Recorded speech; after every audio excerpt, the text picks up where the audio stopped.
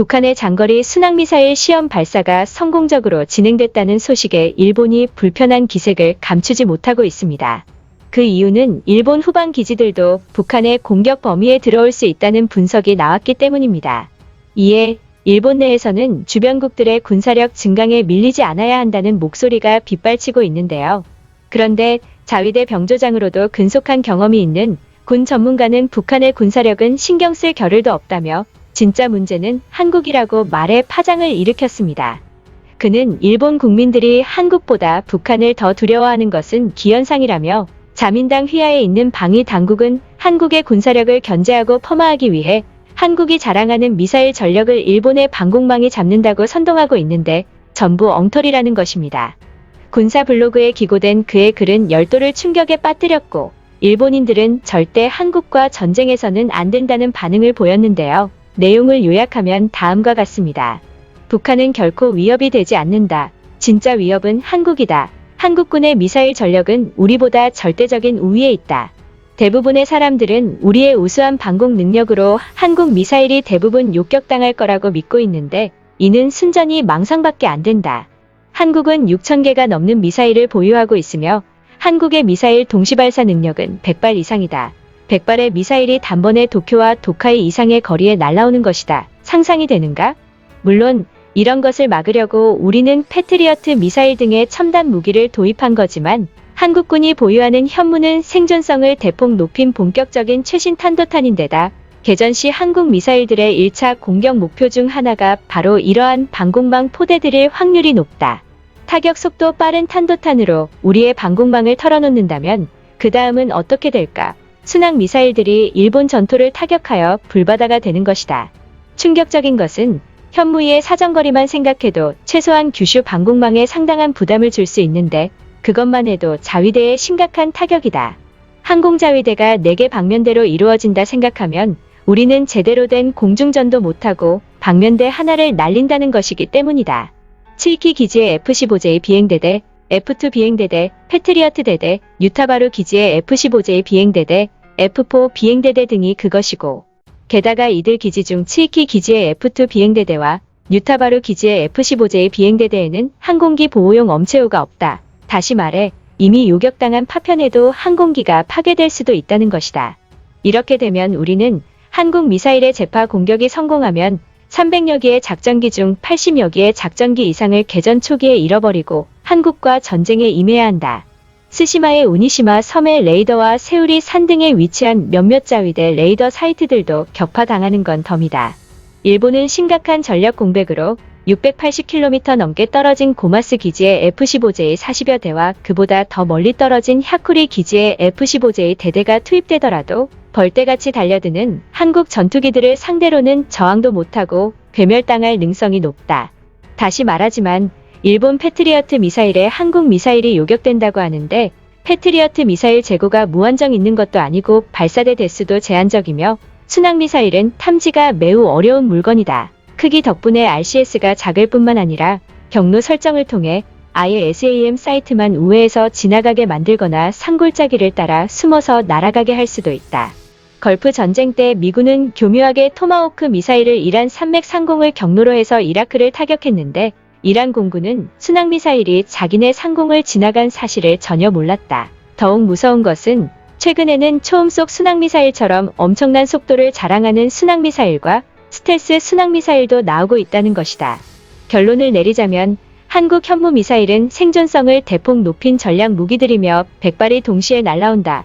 몇 발은 요격할 수 있어도 전부 다 막는 것은 불가능하다.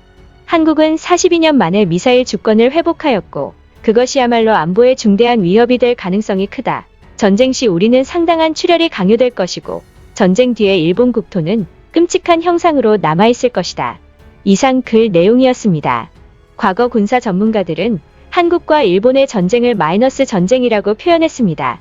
양국이 전쟁을 하면 모두 손해를 보거나 공멸한다는 뜻입니다. 하지만 한국의 군사력이 막강해짐에 따라 현재는 공멸이 아닌 한국의 승리를 예상하는 전문가들이 많아지고 있는데요. 이러한 현실에 대해 일본인들은 현실 부정을 하지만 이제는 그것도 쉽지 않아 보입니다. 그렇다면 해당 사안에 일본인들이 어떤 반응을 보였는지 자세히 알아보겠습니다. 한국과 관계가 악화됨에 따라서 전쟁을 쉽게 생각하는 사람들이 늘어나고 있는데 절대로 안 될 일이다. 전쟁 자체가 엄청난 경제적 피해를 가져오는데 상대가 한국이라면 단순히 피해를 입는 수준에서 끝나지 않을 것이다. 한국과 냉랭한 관계는 이어가되 전쟁만큼은 피해야 한다. 아니다. 반드시 한국과 전쟁을 해야 한다. 한국은 일본 역사상 가장 지긋지긋한 악연이고 이 관계를 끝낼 수 있는 방법은 무력으로 충돌하는 것밖에 없다. 한국이 강하다고 전쟁을 두려워하는 사람들은 위대한 일본에서 살아갈 자격이 없는 족속들이다. 전문가가 일본이 패배할 수 있다고 지적하고 있는데도 전쟁하자는 사람이 있다는 것은 충격이다. 한국이 없으면 살아갈 이유가 있는 것인가? 한국과 중요한 문제로 다투고 있긴 하지만 인생을 포기할 정도로 한국에 집착하지 말아라. 향후 10년 동안은 한국의 군사력을 따라잡기 위해 수단과 방법을 가리지 않아야 한다. 한국은 군사 강대국들도 실패한 경험이 있는 기술들을 한 번에 성공하고 있다. 군사적으로 전성기를 달리고 있는 한국의 기세를 꺾어놓지 못한다면 일본은 주도권 싸움에서 패배할 것이다. 한낱 일본 아래였던 나라가 경제강국, 문화강국에 이어서 군사강국으로 발전했다. 한국이 엄청난 발전을 하기까지 일본은 도대체 뭘 한 것인가? 우리는 자민당을 몰아내야 하고 일본에는 친한파 총리가 필요하다. 나중에 더 자존심이 상하기 전에 지금이라도 한국과 손을 잡아야 한다. 아무리 긍정적으로 검토해도 한국을 이길 방법이 나오지 않는다. 원래 육군은 한국이 압도적이고 해군은 일본이 압도적이었는데 한국의 잠수함 개발로 지금은 해군이 압도적인지도 모르겠다. 그러면 공군에서 한국을 압도해야 하는데 한국은 공군도 강하다. 미친 국가라고 말할 수밖에 없다. 한국 헌법에는 침략 전쟁을 하지 않겠다는 법이 있는데 이것은 정말 다행이다. 만약 한국이 다케시마를 가지고 일본에 전쟁을 걸어온다면 자국의 헌법을 어기는 일이다. 한국이 먼저 전쟁을 걸 일은 없을 테니 빨리 군사력을 증강시키자. 그러고 나서 한국을 침략하면 된다. 한국은 주변국을 의식해 군사력 늘리지 않겠다고 했는데 거짓말이었다. 한국군의 동향을 보면 북한을 견제하고 있는 거라고 보기는 힘들다. 명백히 일본을 중심으로 한 주변국을 견제하기 위해 군사력에 엄청난 투자를 하고 있는 것이다. 유엔에서는 한국을 제재해야 한다. 전문가라고 하지만 세부적으로 분석하지 않은 것은 아닐까. 일본의 방공망은 세계 최고라고 평가받는데 미국도 아니고 한국의 공격에 속수무책으로 당할 것이라니 이상하다. 한국에서 온 사람이 신원을 조작하고 일본인인 척을 하고 있는 것이라고 생각한다. 솔직해지자면 한국의 미사일 전력은 미국도 놀라고 있을 정도이다. 그리고 언제나 상대를 과소평가하는 것보다는 과대평가하는 편이 낫다. 한국의 미사일이 저 정도의 강함을 지니고 있다는 것을 인지하고 철저히 대비해야 한다. 그것이 일본을 망하지 않게 하는 길일 수도 있다. 우리가 뽑은 총리와 한국이 뽑은 대통령이 만나서 전쟁은 없을 것이라고 공동성명이라고 내면 안 될까?